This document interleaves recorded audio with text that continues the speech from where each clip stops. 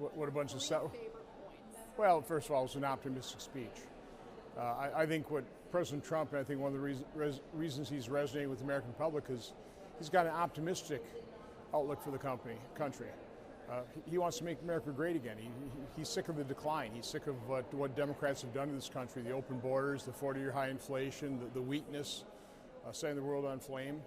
So again, it was an optimistic speech. I think what was notable about it is what sourpuss Democrats were. Just how disrespectful. I mean, when you can't even stand and appreciate and applaud a wonderful story like a 13-year-old boy who has cancer, who's now a honorary member of the Secret Service, or a 95-year-old mother who's reunited with her son, gotten out of detention, arrested. I mean, what's wrong with you? So there's a big difference. I mean, President Trump loves this country. The people who voted him in love this country. They fervently love this country.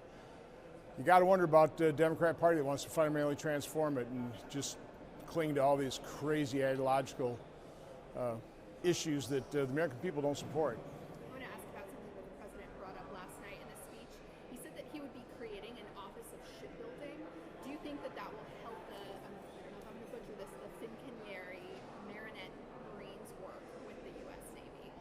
It probably will. I mean, we've got an excellent shipbuilder, in Wisconsin. I've done some great things. It's something that most people agree in, that we've allowed our Navy assets to decline to a dangerous level, and we've got to rebuild those, and that'll certainly help our American shipbuilding and Wisconsin shipbuilding industries. You just came out of a lunch with Elon Musk. What did you guys discuss? Well, you asked me what was my favorite part of the speech last night. I mean, when President Trump was going through the litany of just outrageous waste, fraud, and abuse, Elon Musk in the last couple of meetings has gone through similar types of examples, but I think a lot of the discussion at lunch was, okay, you've exposed it. You can temporarily halt things, but there's a legislative process here. There are laws. How do we take what you've exposed? How do we take those savings and codify them and actually realize them in law? There's a number of ways we can do it, but an awful lot of the discussion and future activity is going to be surrounded by that. I mean, he's exposing $4 billion of waste a day.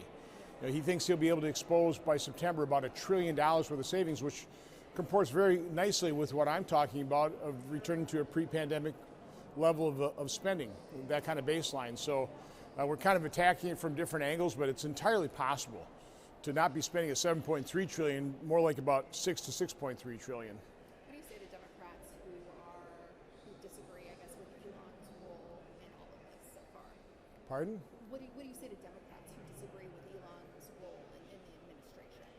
Well, they should be outraged like every American for that kind of waste, fraud, and abuse. We've already mortgaged our children's future. We can't continue to do it. They complain that Elon's unelected. Well, no, he's appointed by a duly elected President of the United States to do exactly this. I guess they'd rather support the unelected bureaucrats that aren't accountable, that don't provide information to congressional oversight to the American public. So no, I put my faith in one of the most brilliant, accomplished, effective human beings ever to walk the face of the earth, Elon Musk. I just appreciate what he's trying to do. And listen, he's moving fast. We want him to move fast. He acknowledges he'll make mistakes, but they'll correct them very quickly. That's what a business guy does. That's what a successful business person does. The White House announced a 1-month exemption on any autos coming through the USMCA. This was just announced this afternoon.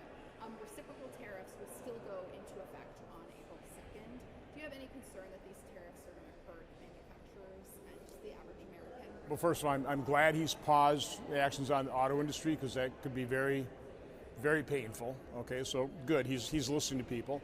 Now, I think most Americans agree with reciprocal treatment. We want free trade, but we want fair trade. It's not fair. And so hopefully by threatening or implementing those tariffs that are reciprocal, maybe the other countries will lower their tariff and other trade barriers, and we can have the free and fair trade globally. Just a couple more questions. Backers of continuing aid to Ukraine know the security pact that the U.S. signed with the country at the fall of the Soviet Union. It was announced today that Ukrainian and U.S. officials have spoken and have agreed to meet in the near future. What's your position on how the president is handling the situation, and what are your thoughts on how he's discussed Well, first of all, President Trump is being very realistic. He's acknowledging reality. I'm sure he doesn't like the reality. He certainly doesn't like the war. The only way this war ends is in a negotiated settlement. Nobody's going to like it. But every day that goes by, the negotiated settlement gets worse and worse because more Ukrainians die, more of Ukraine gets destroyed, more Russian conscripts die. I take no joy in that. So there's got to be a negotiated settlement. I appreciate the fact that now President Zelenskyy is coming back and realizing that he doesn't have leverage in this. He truly doesn't. You know, we have a great deal of sympathy for the Ukrainian people, the courage they've shown. You know, we all recognize Putin's the bad guy here. But you're going to have to make peace with people you don't particularly like.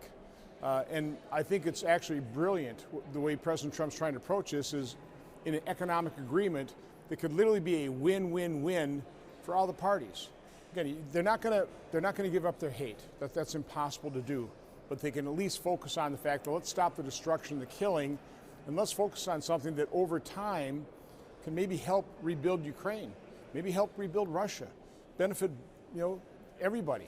And that's the approach that a business person like Donald Trump is going to take. You know, let's find a win-win situation out of an awful situation.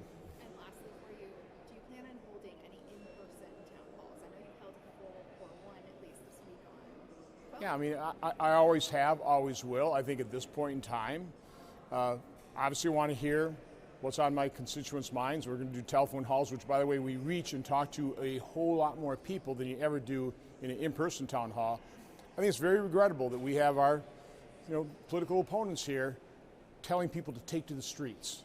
You know, and I hope not inciting violence, but that's always a possibility. So we certainly know that from the left. I mean, let's face it, it was the riots during the summer of 2020 that came from the left.